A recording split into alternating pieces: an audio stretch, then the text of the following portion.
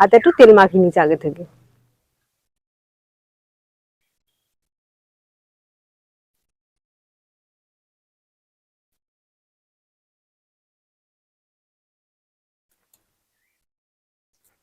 এরম ভাবে হাতের সাহায্যে, হাতের তালুতে এরম ভাবে শেপটা করে নেবো। ছোটও করতে পারো, বড়ও করতে পারো।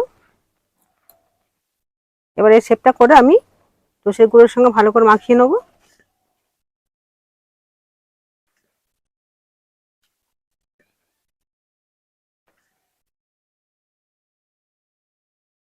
একটা আমার রেডি হয়ে গেল।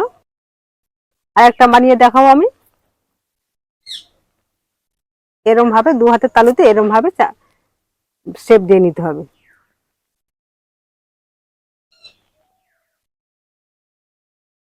এরকম সুন্দর করে শেপটা দিয়ে নিতে হবে। ফের আবারও তোষের গুঁড়োর সঙ্গে কোট করে নেবো।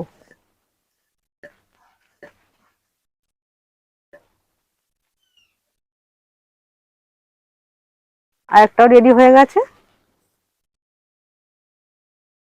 এরকম ভাবে আমি সব চপের গুলো শেপ দিয়ে নেবো। দেখো আমার চপের শেপটা করা হয়ে গেছে। কতগুলো চপ হয়েছে দেখো, আর থালাটা কি ভারী হয়েছে। চলো এই চপগুলো সব ভেজে নি। চলো এই চপটা ভাজতে আমি গ্যাসে যাব, গ্যাসেতে চপটা ভাজবো। এখানে কর্নফ্লাওয়ার নিয়ে নিচ্ছে 2 চামচ মতন, 2 চামচ 3 চামচ নিয়ে নেবো। 3 চামচ নিয়ে নিলাম, আবার লাগলে আবার নেবো। এখানে অল্প একটু গোলমরিচের গুঁড়ো নিয়ে নিলাম। অল্প একটু জল দেবো, জল দিয়ে এটা গুলে নেবো।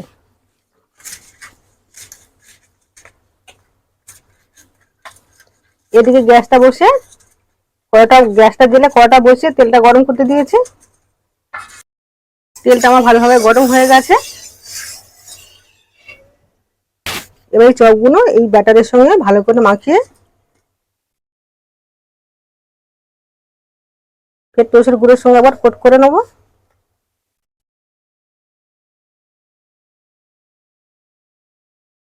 ভালো করে কোট করে নিয়েছি, এবারে তেলেতে দিয়ে দেবো।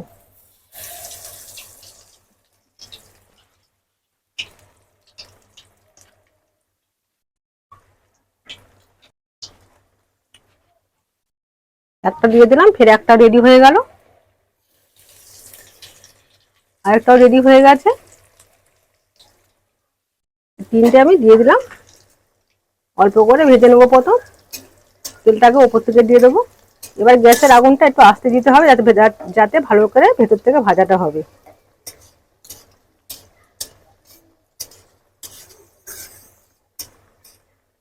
এক পিঠ করে হয়ে গেছে, দেখো আমি উল্টে দিচ্ছি।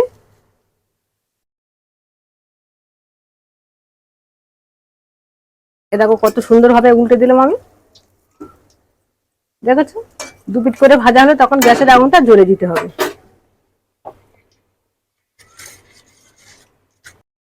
দেখো এপিঠ এপিঠ করে ভেজে ভালো করে উল্টে দিয়েছি, কতটা সুন্দর কালার এসেছে। দেখো যতটা সুন্দর কালার এসছে তার থেকে সুন্দর একটা গন্ধ বার হয়েছে।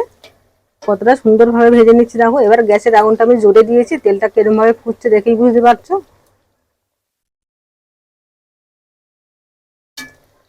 এটা আর খুব বেশিক্ষণ ভাজবো না, এবার তুলে নেবো। দেখো এটা ভাজা হয়ে গেছে, আমি তুলে নিচ্ছি। দেখো এটা ঝাঁঝরি দিয়ে তেল ঝারিয়ে কতটা মুচমুচে হয়েছে, আওয়াজটা শুনে বুঝতে পারছো। কতটা দেখতে সুন্দর হয়েছে দেখো। আমার প্রথমে 3টে ভাজা হয়ে গেল। বাকি যেগুলো কোট করে রেখেছিলাম সেগুলো ফের তেলেতে দিয়ে দেবো। হাতের কাছে যদি কমপ্লাটা না থাকে ময়দা দিয়েও তোমরা করতে পারো। এই এই এঁচুড়ের চপটা তোমরা নিরামিষ ভাবেও করতে পারো। আমি এইভাবে করছি।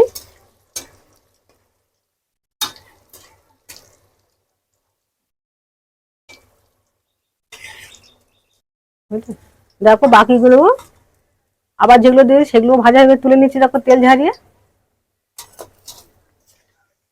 কতটা মুচমুচে হয়েছে, আওয়াজটা শুনেই তো বোঝা যাচ্ছে।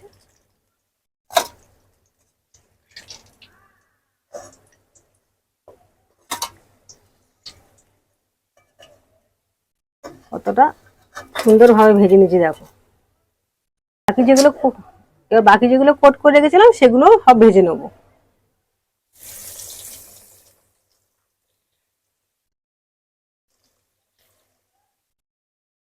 একই রকম ভাবে সব এগুলো ভেজে নেবো।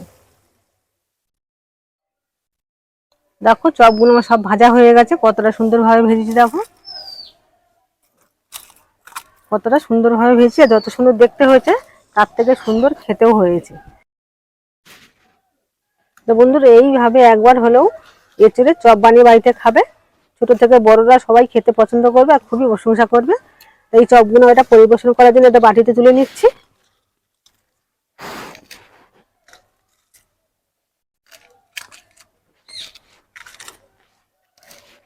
বাড়িতে যদি কোনো গেস্ট আসে এইভাবে এঁচোড়ের চপ বানিয়ে দিতে পারো, তারা খেয়েও খুব প্রশংসা করবে। আর এই চপটা তোমরা সস দিয়ে স্যালাড দিয়েও খেতে পারো।